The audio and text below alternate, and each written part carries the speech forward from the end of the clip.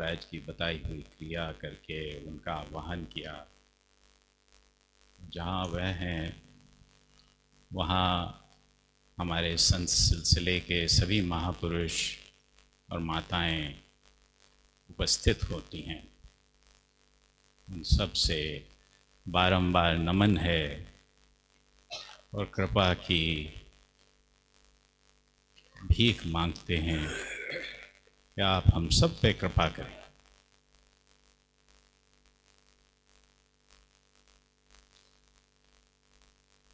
जैसा हम सुन रहे थे, यह हेतु की कृपा है कि हम ऐसे इस आयोजन में सम्मिलित हो सके हैं जहाँ पे इस कृपा का पसारा सब जगह दिखाई देता है। जिस स्थिति को हम छू नहीं सकते वो स्वतः हमारे अंतर में उतर आती है। इसी को गुरु कृपा कहा है। लेकिन क्या हम उसको कायम रख सकते हैं? ऐसी हम में क्षमता नहीं। गुरु महाराज स्वयं लिखते हैं कि दादा गुरु महाराज ने उनको अंतर से साफ किया तवज्जे गायबाना के साथ, और फिर जब उनसे साधना कराई तो पहली ही दफे में विज्ञान में कोश से शुरू कराया। कितनी बड़ी कृपा है। लेकिन वो फिर लिखते हैं कि हम उस स्थिति को कायम नहीं कर पाए, नीचे खिसक गए। तो हम लोगों की क्या?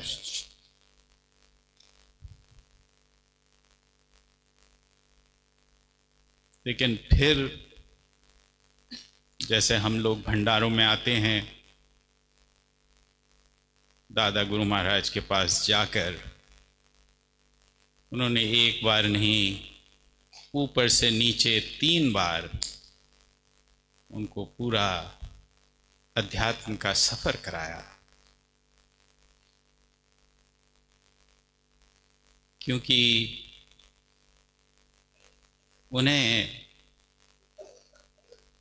उसकी आवश्यकता नहीं थी, मगर जिससे वो ये जान सकें कि हम सब लोगों की स्थितियां क्या हैं, कैसे हैं और उनके क्या निवारण के तरीके हैं।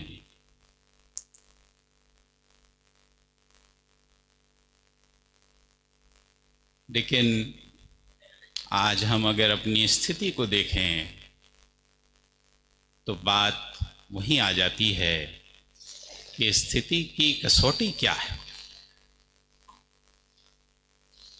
जैसा हम अभी पूजा से पहले भाई साहब से सुन रहे थे, आचरण।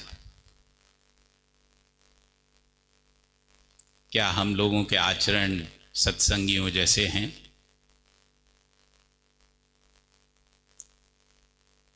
क्या हम अपनी स्थिति अपने आचरणों से नहीं दिखा रहे हैं? गुरु महाराज ने, वैसे तो आपने बहुत ही सुंदर आचरण के बारे में व्याख्या सुनी, बड़ी गूढ़ बातें हैं। लेकिन 2 बातें और कि गुरु महाराज ने अष्टांग योग में यम और नियम की जो बात आई है कि 8 में से 2 अंग जो हैं यम और नियम हैं, और उनको अगर हम देखें तो फिर वही बात आती है कि ना हम में स्थिति है, न क्षमता है, न शक्ति है।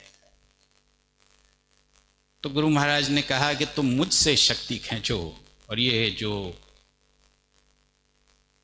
क्रिया उन्होंने बतलाई वही क्रिया है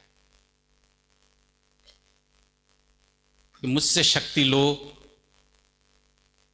और अपने आचरणों को बदल डालो, अपनी स्थिति को बदल डालो।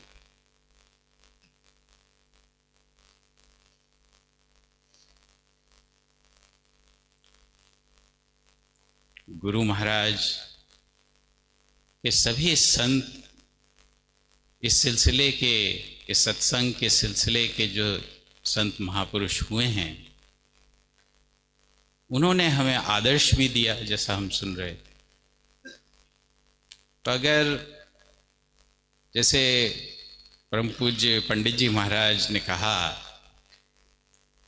कि देखो, अगर तुम ध्यान नहीं कर सकते, सेवा नहीं कर सकते, तो कम से कम मीठा तो बोल सकते हो। देखो, व्यवहार की बात। लेकिन आप ये देखो कि कितनी गूढ़ बात है कि जब तक स्थिति अच्छी नहीं होगी, राग द्वेष से ऊपर नहीं होंगे, तो मीठा कैसे बोले।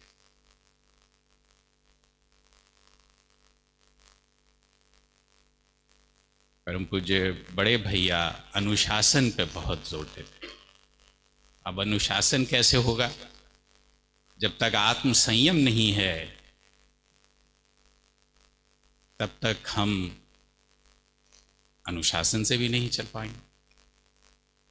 तो अगर व्यवहार को बदलना है, तो अपने संत सिलसिले के संतों का जो चरित्र है उसको पढ़ें, सुनें। अगर देखा है तो सिर्फ उसकी याद करने से शायद हमको एक गाइडेंस मिले, एक स्ट्रेंथ मिले, एक इंस्पिरेशन मिले।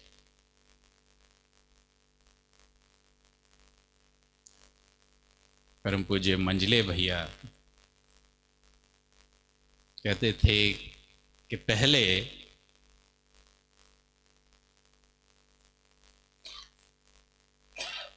एक में सबको देखो, एक निष्ठ हो। बहुत जरूरी है। इतना हो भी जाता है, अक्सर सत्संगियों में ऐसा देखा। लेकिन फिर अगला स्टेप है कि सब में एक को देखो। वो कहां है? क्योंकि अगर सब में उसको देखने लगे तो फिर व्यवहार बदलने में देर नहीं लगे।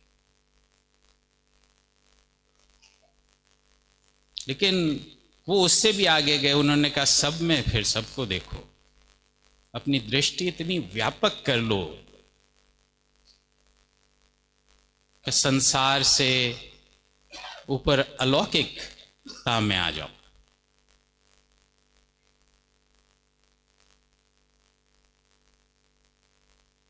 ये सब कहा नहीं, लिखा नहीं, करके दिखाया है यहां। और हम सब उसी दरबार में बैठे हैं, उसी शक्ति से ओतप्रोत हैं।